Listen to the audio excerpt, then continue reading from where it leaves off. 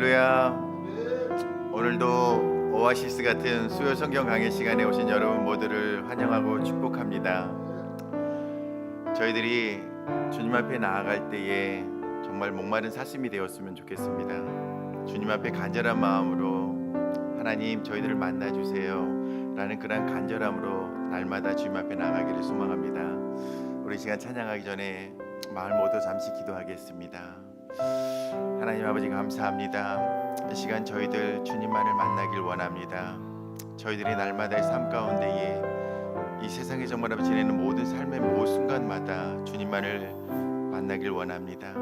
이 시간 저희들 3일째를 맞이하여서 주님 앞에 나왔습니다. 저희들을 만나주시고 저희들의 그 간절한 심령 가운데에 은혜의 담비를 부어주시옵소서. 이 시간 가운데 함께하여 주시옵소서. 감사드리며 예수 그리스도의 이름으로 기도드립니다. 아멘. 목마른 사슴 시내 물을 찾아 헤매이듯이 내 영혼 주를 찾기에 갈급하나이다. 목마른 사슴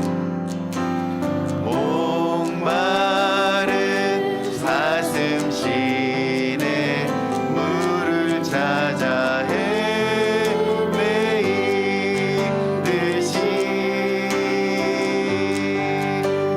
내 영혼 주를 찾기에 갈급하나이다.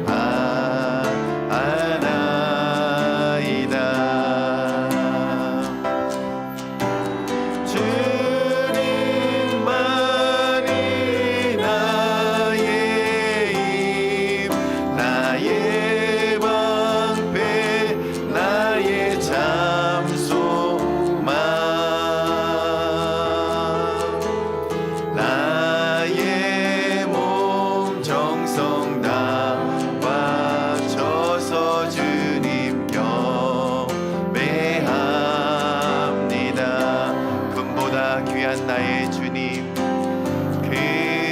금보다 귀한 나의 주님, 내게 만족 주신 주,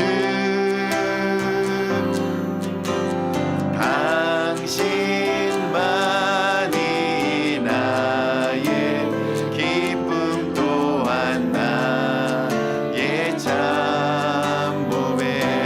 주님만이 나의 힘이십니다. 주님만이 나의 힘, 나의 방패, 나의 참 소망, 나의 몸 정성 다와 저서 주님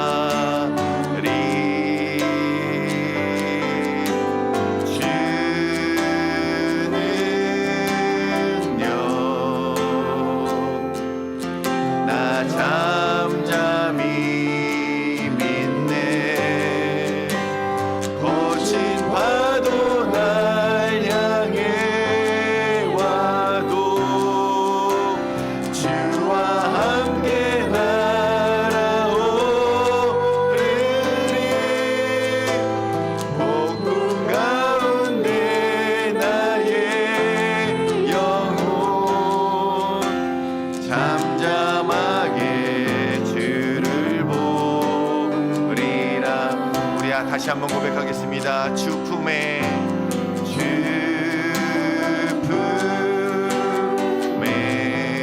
품으소서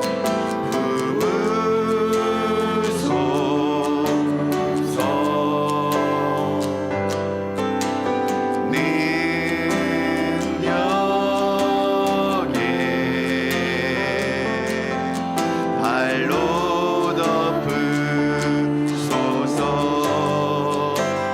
거친 파도 날 향해 와도 주와 함께 날아오르리. 폭풍 가운데 나의 영혼 잠잠하게 주를 보리라. 주님 안에 나 거하리. 주님 안에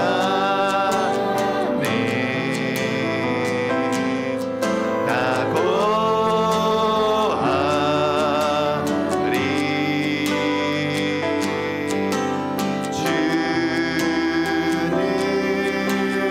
주는요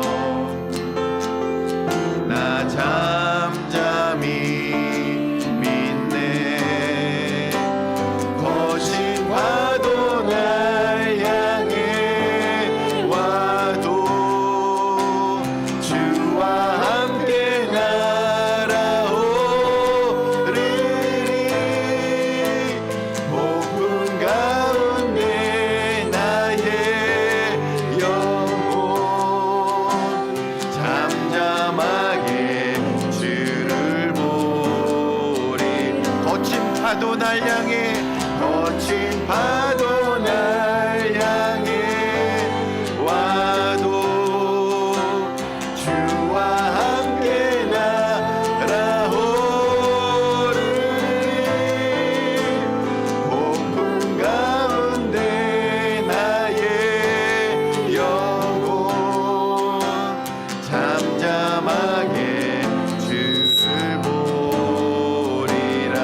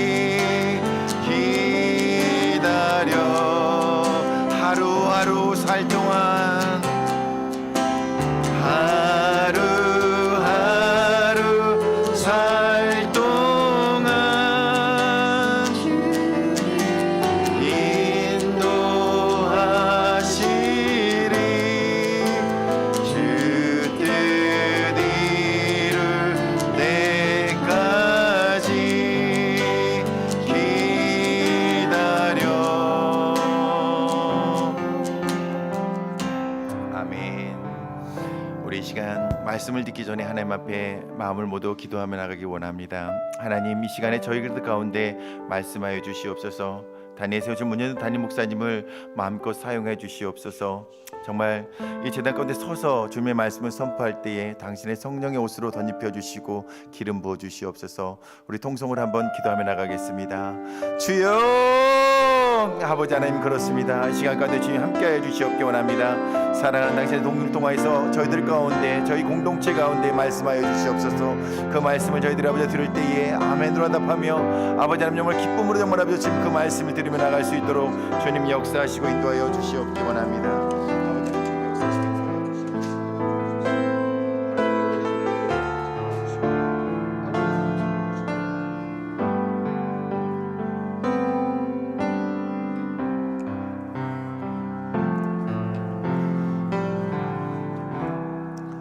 할렐루야. 감사하신 아버지 하나님, 은혜를 감사하고 찬송을 드립니다.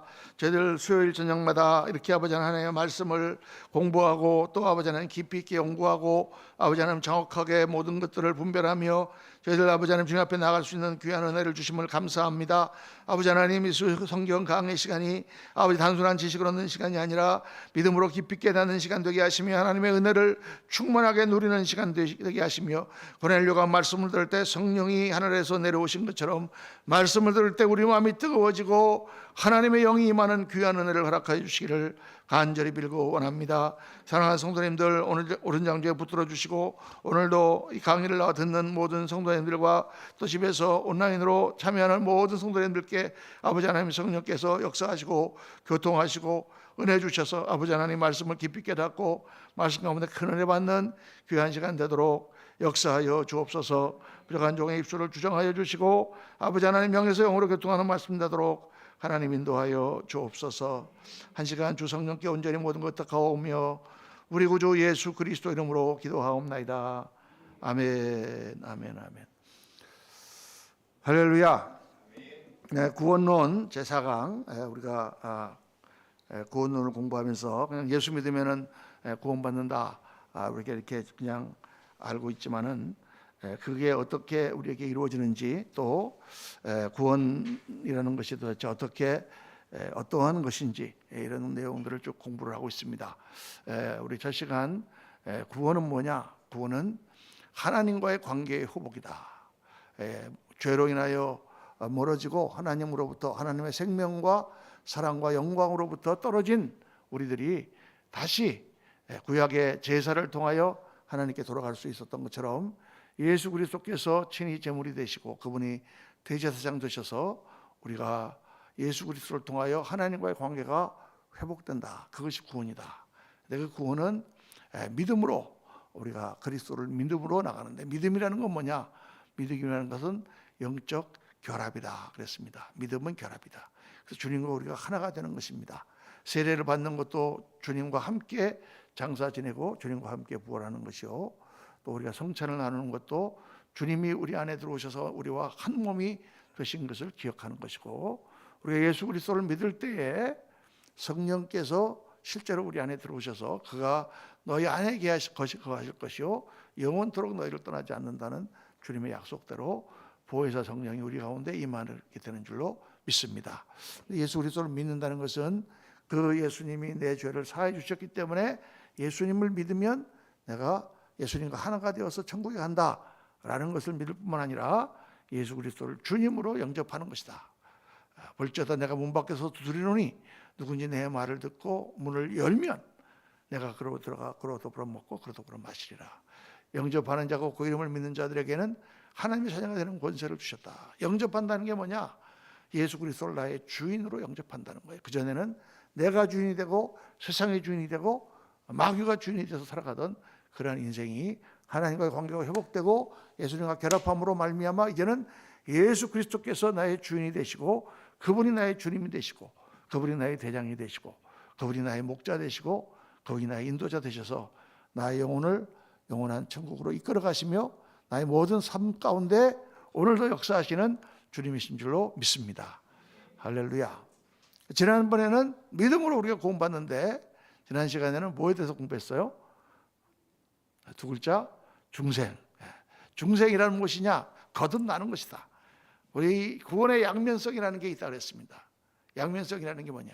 한쪽으로는 우리가 믿어야만 구원받는데, 우리가 믿어서 구원받는 그 사건을 주님은 뭐라고 하시느냐? 내가 너를 낳았다. 다시 너를 낳았다. 낳는 거는 내 의지로 되는 것입니까? 아니에요. 믿는 거는 내 의지로 되는 것입니까? 맞아요. 내 의지인데 그 내 의지가 내 의지로만 되는 게 아니라 성령께서 우리에게 은혜를 베푸셔서 성령께서 우리에게 그런 역사를 하시기 때문에 그 가운데 우리가 믿음으로 고백을 할 수 있는 거죠. 그러나 그거는 성령님께서 나에게 영향력을 미치셨지만 누가 고백하는 거예요? 내가 고백하는 거죠. 내 의지로 주님을 고백하는 거예요. 내가 주님을 믿습니다라고 고백하는 거예요. 내가 뭐 홀려가지고 주님을 믿습니다가 아니고 내가 어느 날 복음을 듣고 예수 그리스도를 나의 주님으로 영접합니다라고 내가 고백하는 거예요. 그런데 그 고백을 주님은 그때 주님께서 나를 낳으셨다라고 말씀하신다. 그래서 한 번 주님께서 나오신 것은 영원히 주님께서 떠나지 않는다 말씀하셨고 우리를 끝까지 붙들어 주신다라는 말씀을 나눴습니다. 그런데 거기서 한 가지 의문이 생기는 거예요. 한 번 그러면 우리가 예수님을 믿습니다 하고 고백을 하면 우리는 하나님의 자녀가 되는데 그러면 영원히 구원을 놓치지 않는가? 어떤 사람 보니까 한 번 예수를 믿습니다 하고 구원하고 교회 나가서 세례도 받고 또 뭐 성령 받았다고 막 설치고 다니고 그러더니 어느 날 갑자기 믿음 다 떨어져 갖고 라스베가스 가갖고 이거 계속해서 돌리고 있는 사람도 있고 심지어는 선교사도 가서 돌리고 있는 사람도 봤어요. 제가 신앙생활을 오래 하다 보니까 베라벨 사람을 다 보게 되는데 물론 뭐 만에 하나 10만 명이 하나 있는 사람일지 모르지만 타락해가지고 그렇게 하는 사람도 봤습니다. 도대체 그 사람은 어떻게 된 거냐? 예수님을 부인하는 사람도 있고 또 우리가 예를 들어서 이렇게 공산당에게 사로잡혀가지고 예수님을 믿을래 죽을래 그랬는데 예수님 믿겠다 했더니 막 고문을 해가지고 고문에 견디지 못해갖고 나 예수 안 믿겠다 막 그렇게 고백을 하고 그리고 죽었는데 그 사람은 그러면 구원을 받느냐 못 받느냐? 배도를 했기 때문에 그 사람은 구원을 놓치느냐? 뭐 이런 의문이 들잖아요, 그죠? 그래서 오늘 그 문제를 여러분과 함께 같이 묵상을 하려고 합니다. 정확한 강남 1타 강사 문영준 목사에서 오늘 말씀 같은 경우는요 정신을 바짝 차리고 들어야 돼요. 정신을 놓치면은 도대체 어디로 흘러가는지 이게 논리적이기 때문에 정신을 놓치면은 이게 꿈인지 생신지 물론 그렇게 가도 은혜가 됩니다만은 자 히브리서 6장 4절부터 6절까지 다 같이 큰 소리를 읽겠습니다. 시작. 한 번 빛을 받고 하늘의 은사를 맛보고 성령에 참여한 바 되고 하나님의 선한 말씀과 내세의 능력을 맛보고도 타락한 자들은 다시 새롭게 하여 회개하게 할 수 없나니 이는 그들이 하나님의 아들을 다시 십자가에 못 박아 드러내놓고 욕되게 함이라. 이게 아주 히브리 4장 6절부터 4절부터 6절까지 말씀은 굉장히 우리 특별히 하나님의 예정을 믿고 한 번 믿으면은 하나님께서 저를 자녀 삼으셨기 때문에 같이 우리를 구원하신다라는 그런 말씀과 너무나 다른 말씀이기 때문에 우리를 아주 괴롭히는 말씀 중에 하나입니다. 그 괴롭히는 말씀 중에 하나가 또 뭐냐면 우리 로마서에 보면은 사람이 행위로 말미암는 게 아니라 믿음으로 말미암아 구원받는다 이렇게 사도 바울이 분명하게 말씀을 하는데 야고보서에 보면은 야고보서에는 허탄한 사람아 행함이 없는 믿음이 헛것인 줄 알고자 하느냐 영혼이 없는 육신이 죽은 것처럼 행함이 없는 믿음은 헛것이니라 이렇게 말씀합니다. 그러므로 사람이 믿음으로만 구원받는 게 아니라 행함이 있어야만 구원받는다라고 야고보서는 말씀하고 있단 말이에요. 그러니까 믿음으로 구원받는데 행함으로 구원받는다 그러니까 얼마나 헷갈립니까? 그래서 심지어는 마틴 루터 같은 그런 대신학자도 야고보서를 보면서 야고보서는 지푸라기 서신이다 이렇게 얘기를 했어요. 지푸라기 서신이다. 그런데 이제 우리가 성경을 전체를 잘 읽고 나면은 야고보서와 사도 바울의 로마서는 다른 이야기를 하고 있는 게 아니라 같은 이야기를 하고 있는 거다. 우리가 믿는다고 할 때 믿음으로 구원받는데 그 믿음을 우리가 확인하려면 내가 예수님을 믿는다라는 것을 확인하려면 어떻게 확인합니까, 여러분? 오늘 우리가 묵상하겠지만은 내가 믿는다는 사실도 나도 100% 확증을 못해. 내가 믿는 건가? 내가 정말 믿긴 믿는 건가? 그렇잖아요. 그 확증은 어떻게 나타나느냐? 내가 어떻게 살아가느냐? 어떤 삶을 사느냐? 내가 어떤 생각을 하느냐? 나를 보면은 내 행동을 보니까 내가 믿는 거구나. 저 사람의 행동을 보니까 저 사람 믿는 거구나. 행위가 따라오게 돼 있다는 거예요. 행위가 따라오지 않는 믿음은 믿음이라고 우리가 말하기가 곤란하다는 것입니다. 그것은 마치 영혼이 없는 육체처럼 살아있다고 얘기하기가 곤란해. 저 어떤 돈 있는 분한테 가서 친구한테 가고 내가 나 저 100만 원만 좀 빌려주세요. 그랬는데 좀 나를 못 믿는 눈치야. 당신 나 못 믿어. 믿어. 그 빌려주세요. 그러면 근데 그거 믿는 거예요, 안 믿는 거예요? 안 믿는 거예요. 믿으면 내가 여윳돈이 있으니까 믿으면 빌려주겠지. 약을 다 갖고 왔는데 약이 지금 의사가 제조했는데 이거 먹어서 날짜에 믿음이 별로 안 가. 그래서 다 갖고 왔는데도 안 먹어. 그런 사람 많아요. 자기가 의사가 돼가지고. 나도 가끔 그래. 의사는 쓸데없는 거 괜히 해준 거야. 안 먹어. 안 믿는 거예요. 그렇죠? 믿으면 어떻게 먹는다는 행위가 나타난다는 거다. 그러니까 행함이 없는 믿음은 내가 믿는다고 하면서 전혀 예수 믿는 저런 사람처럼 살지 않는 사람은 저 사람이 믿는지 안 믿는지 다른 사람도 모르고 본인도 몰라. 본인한테 물어보면 글쎄요, 좀 믿으려고 하는데 안 믿을 때도 있고 막 이런단 말이에요. 그래서 야고보 사도가 그 말씀한 겁니다. 똑같아요. 그래서 오늘 이 말씀을 우리가 해결을 하면서 한 번 믿음을 구원을 놓치지 않는가, 이 문제를 확실히 우리가 해결을 해야 됩니다. 그런데 여기서 아주 중요한 게 아까도 내가 말씀드렸지만은 믿음과 중생의 양면성이라는 게 있는 거예요. 양면성. 제가 양면성이라는 말을 많이 했어요. 두 가지 면이 있다. 신앙은 다 양면성이 있어요. 신앙 자체가 양면성이 있어요. 한편으로는 교회가 진리 위에 서야 됩니다. 잘못한 것은 잘못했다고 하고 잘한 것은 잘했다고 하고 죄는 죄라고 하고 의는 의라고 해야지. 교회에서 죄인지 의인지 죄인데도 허리뭉텅 이런 들었다 하리 저런 들었다 하리 만수산 덩치게 얽혀진 들었다 하리 하고 넘어가면 안 된다 그 말이에요. 그러면 잘못했으면 벌을 받아야지. 그게 진리예요. 그렇죠? 그런데 은혜는 뭐예요? 은혜는 잘못했는데 용서해 주는 거야. 틀렸는데 덮어주는 거야. 그렇죠? 그게 은혜죠. 그리고 목사님, 은혜를 따라야 됩니까? 진리를 따라야 됩니까? 이게 헷갈릴 때가 많은 거예요. 어떤 때는 은혜를 따라야 되고 어떤 때는 진리를 따라야 되고. 말씀의 육신이 되어 우리 가운데 가시며 우리가 그 영광을 보니 하나님의 독생자의 영광이요 은혜와 진리가 충만하더라. 예수 그리스도. 요한복음 1장 14절에 말씀 육신이 되어 오신 예수님을 보니까 은혜와 진리가 충만해. 예수님은 진리를 선포하시고 죄인들은 다 벌을 받아야 되는데 어떻게 은혜를 나타내셨어요? 그 죄값을 다 자신이 십자가에서 짐으로 말미암아 하나님의 은혜를 나타내셨습니다. 할렐루야. 그래서 예수 그리스도는 은혜와 진리가 충만해. 우리가 진리 들은 모든 것을 다 따지고 옳고 그른 것을 다 따져야 되는데 그 진리로 따지는 것 갖고는 은혜가 안 되잖아요. 그래서 그걸 은혜로 덮으려면 어떻게 해야 돼요? 십자가가 있어야 돼요.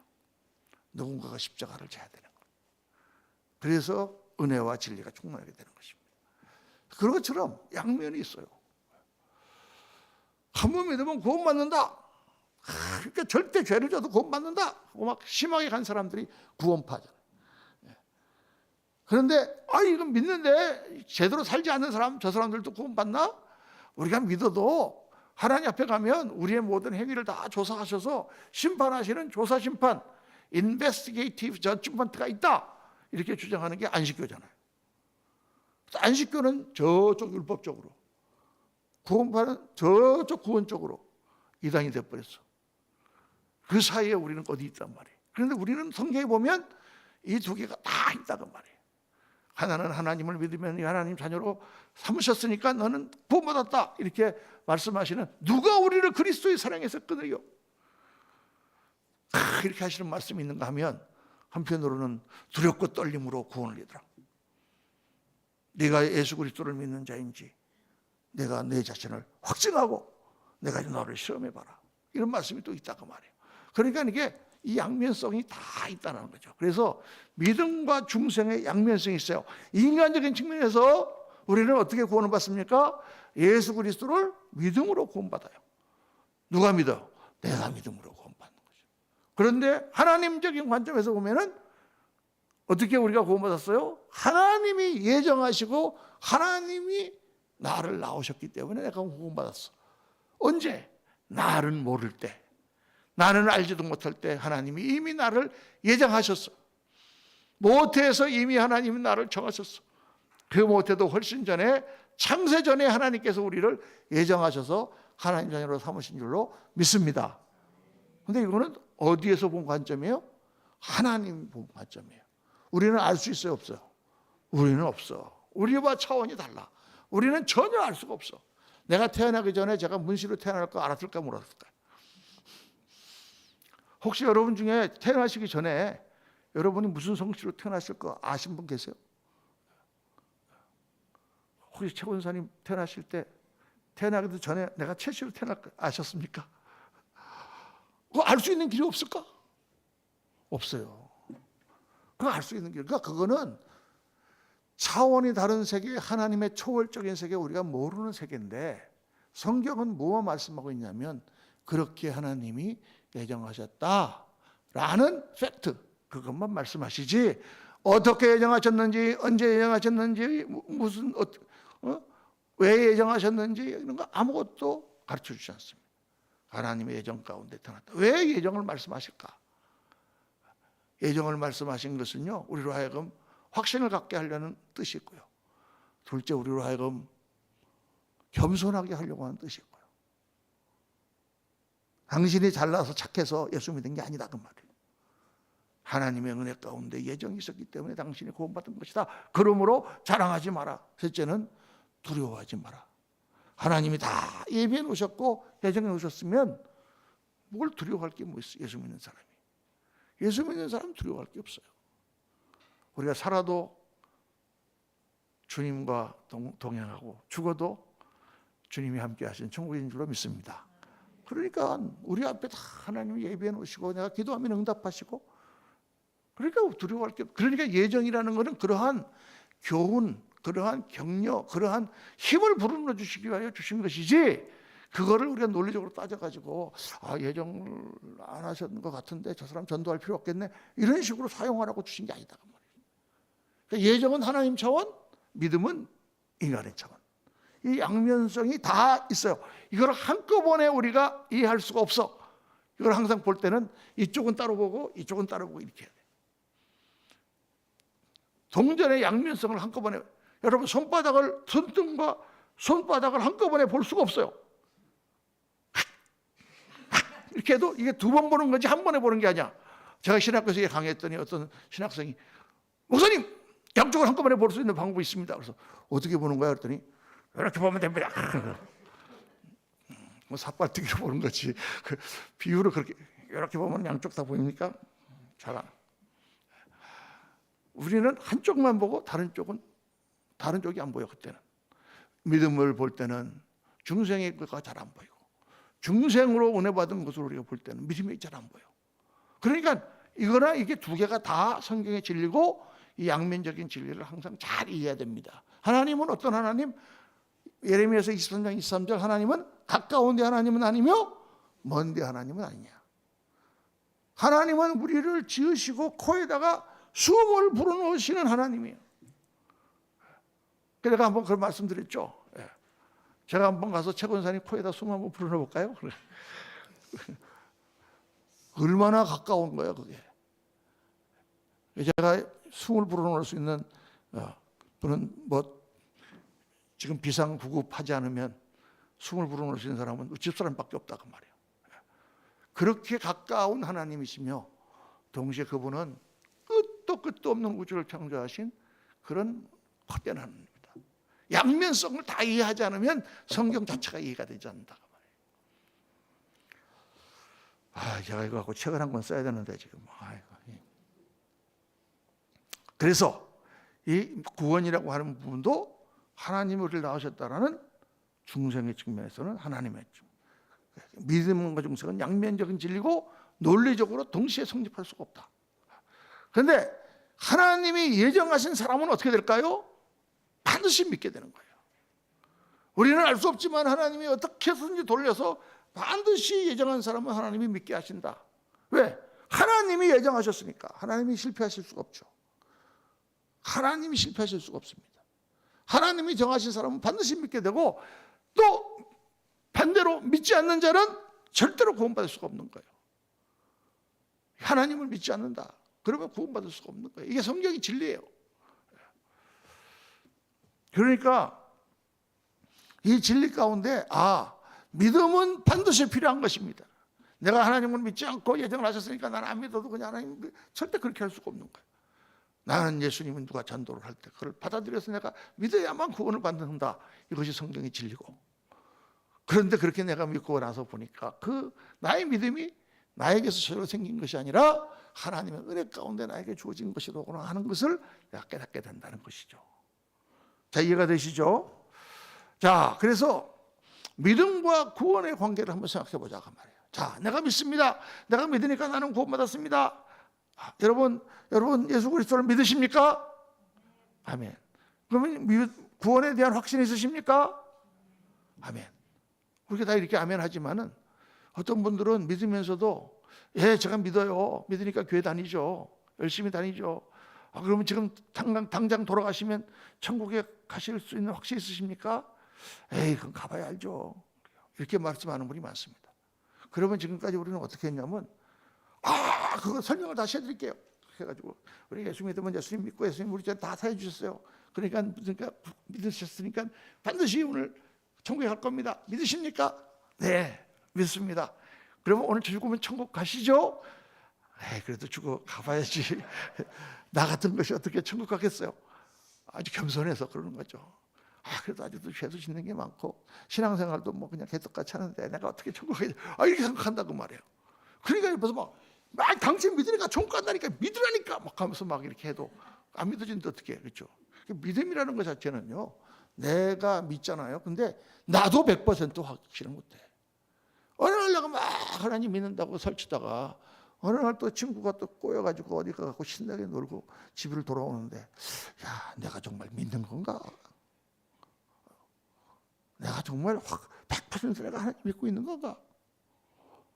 여러분, 그런 불안이 얼마든지 올 수가 있잖아요. 마치 그런 경험을 한 번도 안 해보신 것처럼 여러분이 나를 쳐다보고 있지만 다 그런 경험이 있을 거다 그 말이에요. 믿음은 나 자신도 100% 확신은 못해. 인간의 믿음이라는 거는요, 언제든지 사라지거나 뒤집어질 수가 있어. 그때는 믿는다고 그렇게 철석같이 믿는다고 그래놓고 그냥 그 다음날 무슨 일이 생기니까 안 믿는 사람처럼 딱 행동한다. 지금이라도 그냥 공산당이 탁 들어가서 총 딱 대놓고 예수 믿어 안 믿어 그러면 안 믿는데요. 이런 사람들 많아요. 그렇지 않겠어요? 믿음이라는 게 사라지거나 뒤집어질 수 있는 거예요. 그러면 우리가 이렇게 생각하는 거예요. 그럼 믿으면 우리가 하나님의 자녀가 되는데 구원을 된다고 그러는데 그럼 그때마다 구원이 뒤집어지는가? 아침에 내가 믿는다고 딱 그랬는데 하나님의 자녀야. 하나님의 자녀가 됐는데 저녁에 딱 되니까 총 딱 들이대고 안 믿어요. 그러니까 하나님이 아니어서 호적에서 파버려. 그러다가 그 다음날 회개하고 다시 베드로처럼 주여 천부의 의지 없어서 주님 앞에 나온다. 그러니까 또 다시 또 하나님께서 획해갖고 다시 호적에 올리셨다가 또 그 다음날 안 믿는다 그러고 어디 가서 그러니까 또 뺐다가 그러나요? 어제는 구원받았다가 오늘은 구원 안 받았다가 내일은 또 구원받았다가 모레는 구원 안 받았다 그럴까요? 그렇지는 않지. 그렇게 될 수는 없지. 그러니까 중생의 차원에서 보면은 택함 받은 자는 구원을 칠 수가 없는 거예요. 하나님이 예정하시고 낳아준 사람이 어떻게 구원을 칠 수가 있겠습니까? 하나님이 우리를 택하셨기 때문에. 자, 여기까지 믿으시면 아멘 하시기 바랍니다. 아멘. 그렇다면 한때 믿었으나 지금 안 믿는 사람은 어떻게 되는 거야? 우리 황 권사님 오늘 안 나오셨지만 지금 유튜브로 이걸 보고 계시죠. 황 권사님이 그 아파트 단지에서 한 분을 만나셨어요. 한 분을 만났는데 이분이 사람 괜찮은 사람인데 교회를 안 다녀요. 지금 여러 가지 어려운 일을 많이 나가고 계신다 그래요. 주식 투자해갖고 막 힘들다고 그러시는데 하여간 이분이 교회를 안 나오셔. 근데 이번에 옛날에 CCC에서 거기서 아주 뭐 간사까지 할 정도로 열심히 예수 믿었다는. 그런데 지금 교회도 안 나가고 하나님도 부인해. 그래서 이제 뭐 권건사님이 이렇게 저렇게 얘기를 해보니까 원인이 뭐냐 그랬더니 예수 믿는 사람들이 너무 예수 믿는 사람처럼 안 산다는 거예요. 자기가 보니까. 자기도 CCC에서 나와가지고 교회를 좀 다녀봤는데 어디 가서 그냥 각박하게 막 하고 그냥 예수 믿는 사람이 막 시장 가서 막 불쌍한 할머니한테 막 뒤리 깎아가지고 막 하고 막 사람들끼리 싸우고 용서하지도 않고 그래갖고 너무 자기들 학을 떼어가지고 다시는 교회 안 다니기로 결심했다. 하나님 믿는 것도 잘 모르겠다. 이렇게 믿음을 다 잃어버렸다. 그러면 그 사람은 지금 어떻게 된 거냐? 이런 의문이 들잖아요. 여러분 그런 사람이 한두 사람입니까? 그런 사람 많습니다. 어떤 분은 제가 지난번에 우리 박상훈 집사님이랑 같이 교회에 무슨 책상 준다 그래가지고 책상 받으러 갔더니 거기 그분이 그러는 거예요. 저도 처녀 때에는 교회를 잘 다녔어요. 그래요. 지금 안 되십니까?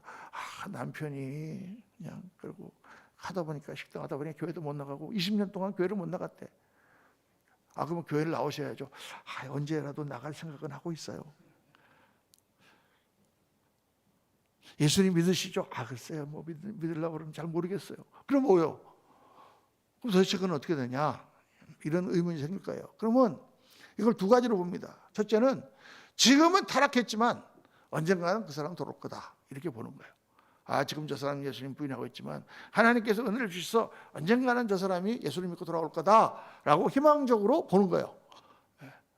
아니면 저 사람이 지금 안 믿는데 저 사람 지금 죽으면 구원을 놓친다. 왜? 그때 믿었다고 하고 교회 다녔던 거는 참 믿음이 아니야.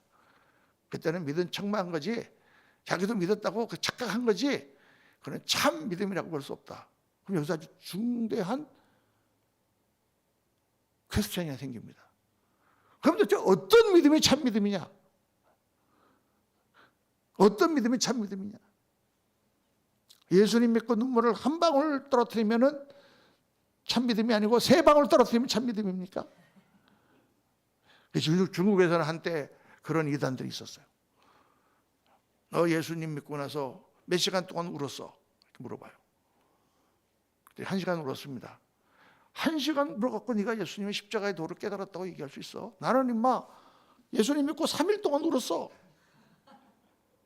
너 하나님이 지금 오셔서 내 죄를 벌거벗겨서 다 사해줬다는데 1시간밖에 안 울어? 그리고 네가 믿는다고 그래? 뭐 이런 이단이 있었어요. 여러분. 말이 되는 것 같기도 하고 안 되는 것 같기도 하고 그럼 도대체 눈물을 몇 방울 떨어뜨려야 아까 야고보서에 나온 것처럼 행함이 없는 믿음은 헛것인 줄 알고자 하느냐? 그러면 행함이 있어야 그 믿음이 참 믿음이다. 그럼 얼마만큼 행해야 되는 거예요 도대체? 교회 나와서 주일 성수하고 11조 내면 참 믿음입니까? 하나님을 아버지라고 부르면 참 믿음입니까? 교회 나와서 오래 교회를 나왔는데 하나님을 아버지라고 못 부르시는 분들이 있어요. 아버지라고 입이 안 떨어진대. 그래서 나중에 같이 상담을 해보니까 그분이 아버지가 아주 알코올 중독자에다가 맨날 와서 엄마를 때리고 자기들도 때리고 해갖고 아버지에 대한 믿음이 계속 있어가지고 아버지라고 부르기가 싫은 거야 하나님을. 아버지를 아버지라 부르지 못하는 그래 나중에 그분이 아버지라고 부르면서 막 눈물을 퍽 흘리는 거예요. 그러면 그거는 뭐 참 믿음이 아니고 뭐 어떤 행함이 그냥 믿음이 행함이 따라 있다는 것은 일반적인 얘기지 어떻게 우리가 참 믿음인지 가짜 믿음인지 구별할 수 있냐 그 말이에요. 참 이런 그 퀘스천이 생기지 않을 수 없는. 그러니까 아까도 제가 말씀드렸지만 나도 못 믿어. 내가 믿는다고 하지만 그 믿음을 100% 내가 구원에 이르는 믿음이라고 나도 장담할 수가 없는 것이 우리들의 인간이 가진 믿음이기 때문에 한 번 믿었지만 안 믿은 사람에 대해서는 이렇게 해석할 수밖에 없어요. 그래서 원래 믿음이 없었다고 보는 것입니다. 자, 이렇게 이제 일단 해결을 하고 넘어가는데 여기 중대한 문제가 있어요. 아까 우리가 읽은 바로 그것이죠. 히브리서뿐만 아니라 다른 곳에 경고가 있습니다. 아까 말씀한 대로 한 번 빛을 받고 하늘의 은사를 맛보고 성령에 참여 안 받고 하나님의 선한 말씀과 내세 능력을 맛보고도 타락한 자들은 다시 새롭게 하여 회개하게 할 수 없나니 이는 그들이 하나님의 아들을 다시 십자가에 못 박아 드러내놓고 욕되게 합니다. 그러니까 이걸 해석하면서 많은 분들이 이렇게 해석합니다.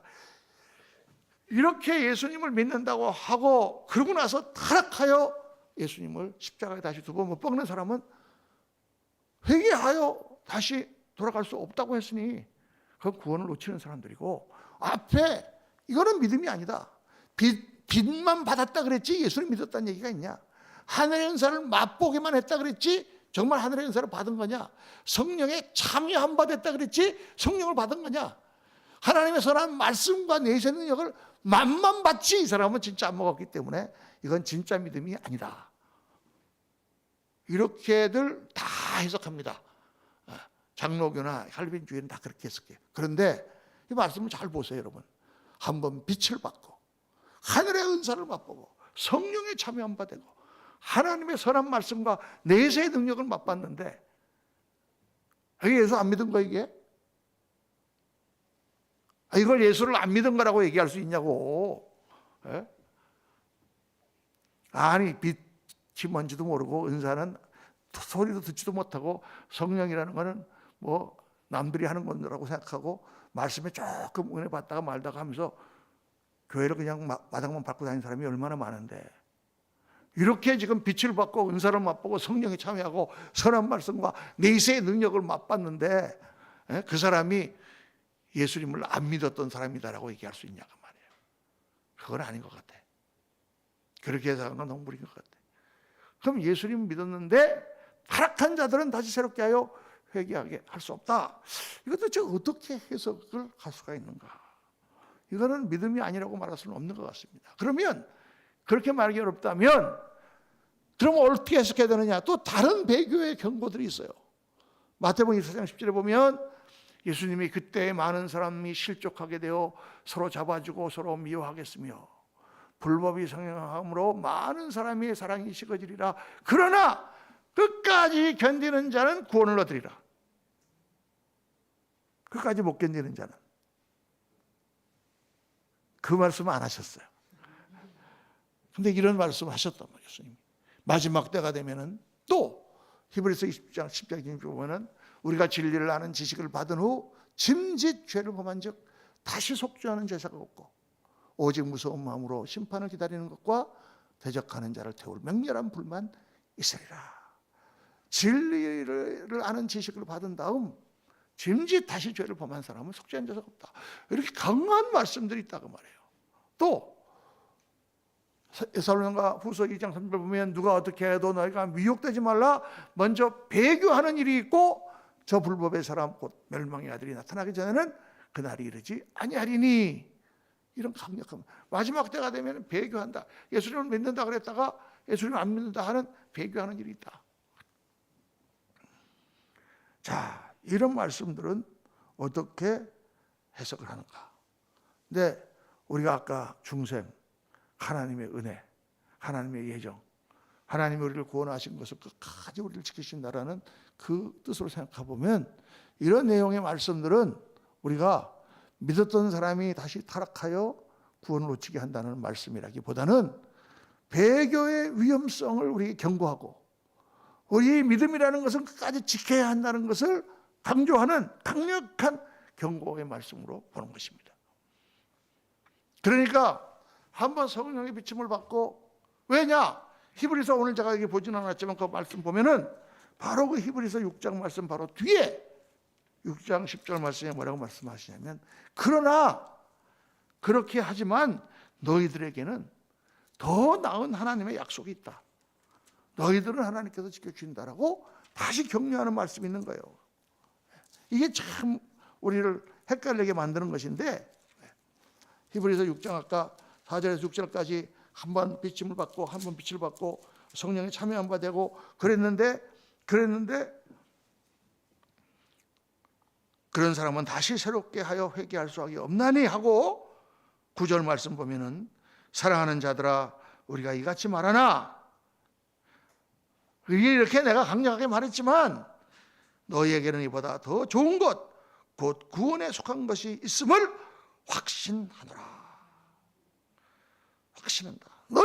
너희는 그러니까 너희는 더 하나님의 약속 가운데 너희에게는 구원이 있는 것을 우리는 확신한다. 그러나 한번 비침을 받고 성령을 참여한 바 되고 그래서 예수님을 부인하고 타락하고 그렇게 해갖고 완전히 그렇게 하는 자는 십자가에 2번 못 박는 것이고 그거는 회개의 은혜가 없다. 경고죠. 강력한 경고. 그런 일이 있다는 게 아니라 그렇게 하면 너희들이 안 된다라는 것을 강력하게 교훈하는 거예요. 그리고 하나님께서는 이와 동시에 수없이 많은 곳에서 하나님은 끝까지 우리를 지키신다는 걸 또한 말씀하고 있습니다. 우리의 믿음은 연약하지만 나는 연약하지만 우리 주는 강하다. 우리 그 찬송이 있잖아요.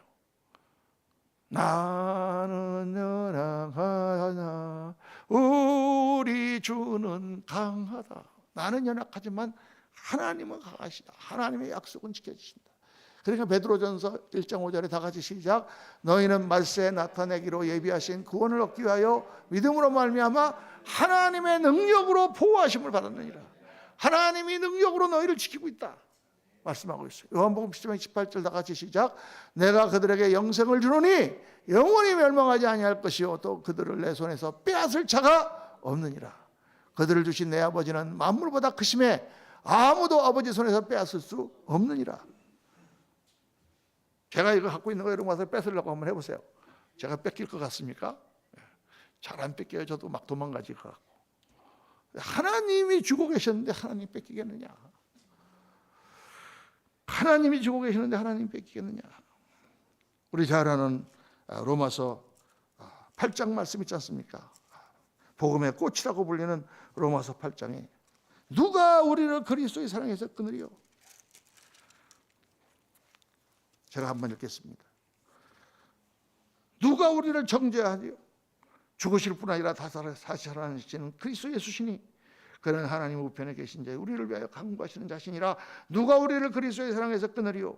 환난이나 공고나 박해나 기근이나 적신이나 위험이나 칼이야.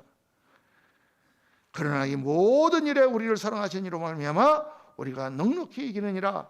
내가 확신하노니 사망이나 생명이나 천사들이나 권세자들이나 현재일이나 장래일이나 능력이나 높음이나 깊음이나 다른 어떤 피조물이라도 우리를 우리 주 그리스도 예수 안에 있는 하나님의 사랑에서 끊을 수 없으리라. 할렐루야. 이런 확신을 주는 말씀들이 우리에게 많이 있다고 말해요. 그러니까 이게 양면성이죠. 한쪽에서는 하나님이 경고를 하시고 너희 믿음을 지키라. 그리고 두렵고 떨림으로 구원을 이루라. 배교하지 마라. 한번 하나님을 믿는다고 고백해놓고 나중에 타락하면 영원히 속죄할 수 할 능력이 없을 수 있다. 이렇게 경고하시면서 한편으로는 하나님이 너를 지키고 계시고 하나님이 너를 잡으셨으니 하나님이 빼앗기시겠느냐? 아버지 손에서 빼앗을 자가 아무도 없다. 이렇게 말씀을 하고 있는 것입니다. 여러분, 그래서 여기서 우리가 뭐를 깨달아야 되느냐? 결론은 뭐냐? 믿음은 수학적 논리로 재단하는 영역이 아니다. 믿음이라고 하는 것을 수학적인 논리로 재단할 수가 없어요. 관계라는 것을 수학적인 어떤 OX 문제로, 믿음과 불신이 OX 문제가 될 수가 없어요. 믿어, 안 믿어, 사지선 다양 땅 동그라미 치는 게 아니다 그 말이에요. 믿는데 많이 믿을 수도 있고 적게 믿을 수도 있고, 큰 믿음을 가진 사람도 있고 적은 믿음을 가진 사람도 있고, 관계가 있는데 깊은 관계가 있을 수도 있고 그저 얇은 관계가 있을 수도 있고, 사랑의 관계, 뜨거운 관계, 서먹서먹한 관계, 그저 지나가다가 얼굴이 나는 관계, 여러 가지 관계가 있다고 말해요. 그러니까 이거 수학적으로 재단을 하는, 그렇게 할 수가 없는 거예요.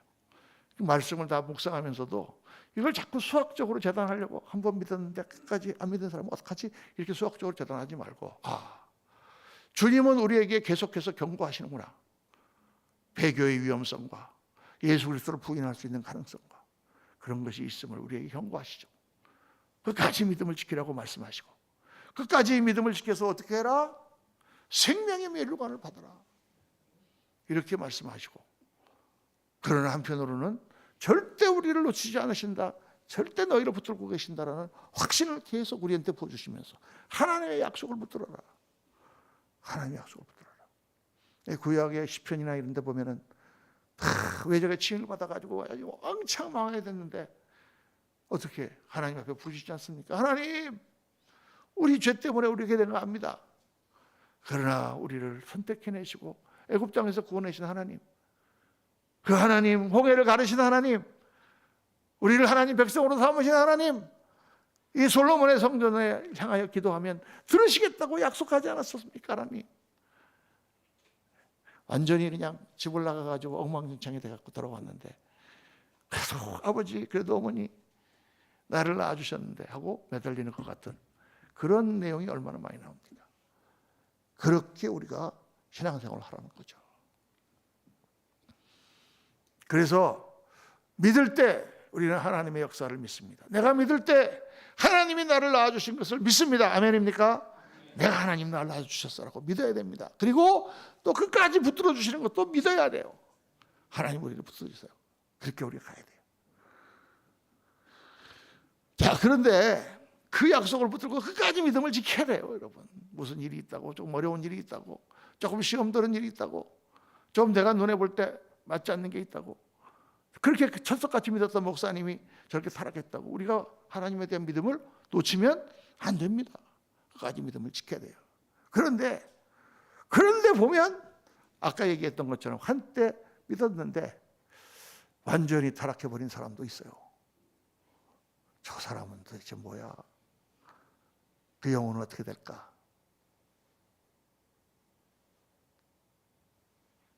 이거는 예입니다. 그런 사람을 본 적은 없는데 한때 예수를 믿는다고 막 그렇게 하고 막 전도사도 한다고 신학교 다니던 사람이 어느 날 보니까 절에 들어가서 나무관세음보살을 하고 있어. 그런 경우는 어떻게 될까? 그 사람은 믿은 것인가 안 믿은 것일까? 정답 혹시 아시는 분 계세요? 정답은 알 수 없다. 하나님만이 아신다. 왜?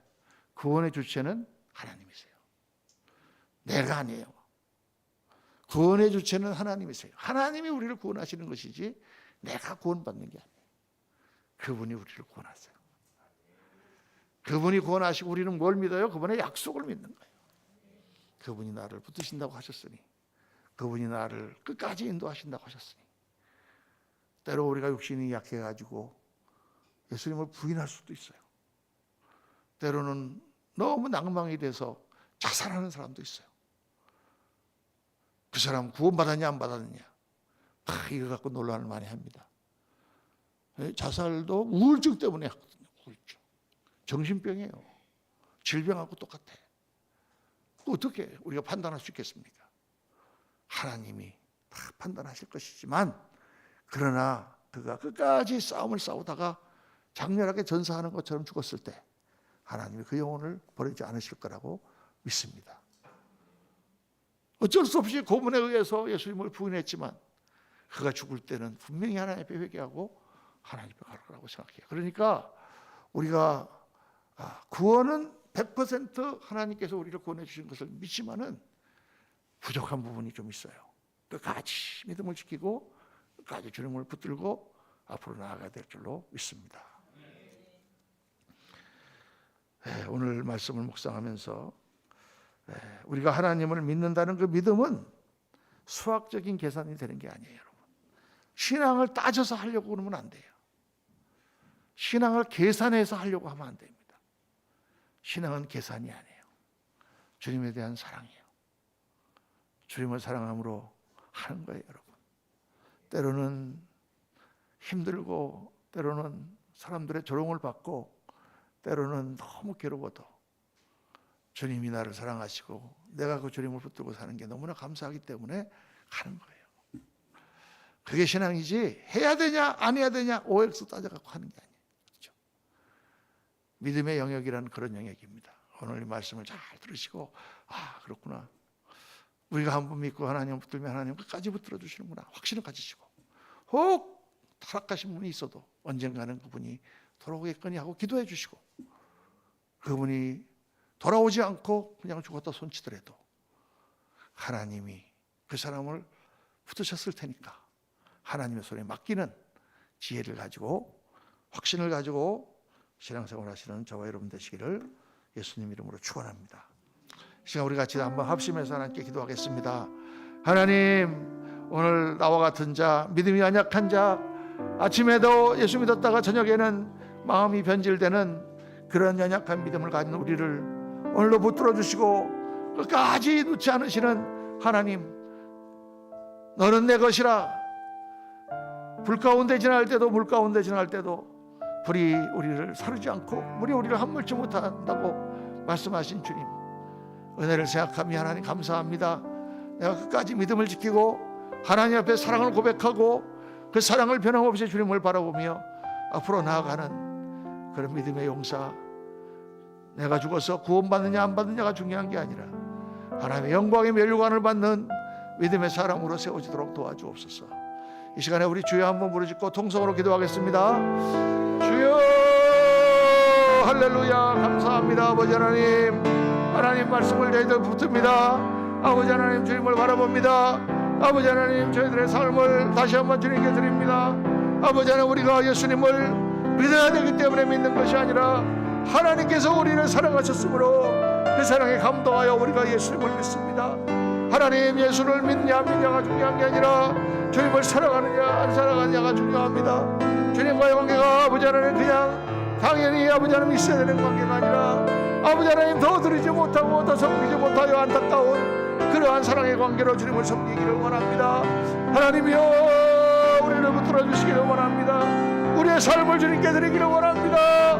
이 시간에 성령께서 아버지 하나님 임재하여 주시고 하나님이여 깨닫게 하여 주옵소서. 우리를 향한 하나님의 사랑이 얼마나 크고 놀라운지, 오 주님이시여 아버지 하나님, 우리가 헤아릴 수 있겠습니까?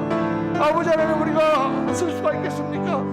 하늘을 두루마리 삼고 바다를 먹물 삼아도 그 큰 사랑을 다 우리가 깨달을 수가 없습니다. 아버지 하나님, 저희들 오늘 주님 앞에 사랑을 고백합니다. 아버지 하나님, 주님의 그 능력이 얼마나 큰지를 다시 한번 고백합니다. 아버지 하나님, 우리가 얼마나 이 믿음이 약한지를 주님 앞에 고백합니다. 아버지 하나님, 저희들 주님 앞에 나와 오늘도 말씀을 들으며 하나님의 말씀을 묵상할 때에 아버지여, 그렇습니다. 나를 찾아 잡아주신 하나님, 결코 나를 놓지 않으시는 하나님, 끝까지 나를 기다려주시는 하나님을 바라볼 수 있도록 하나님 도와주시고, 아버지 하나님, 그 믿음 가운데 저희들 아버지 하나님 주님 앞에 바로 설 수 있도록 도와주시기를 원합니다. 성령님 역사하여 주시기를 원합니다. 은혜하여 주시기를 원합니다. 하나님 함께하여 주시기를 원합니다. 오 주님, 도와주시고 역사하여 주옵소서. 할렐루야, 할렐루야. 아버지 하나님, 아버지 하나님 붙들어 주옵소서. 하나님 주십시오.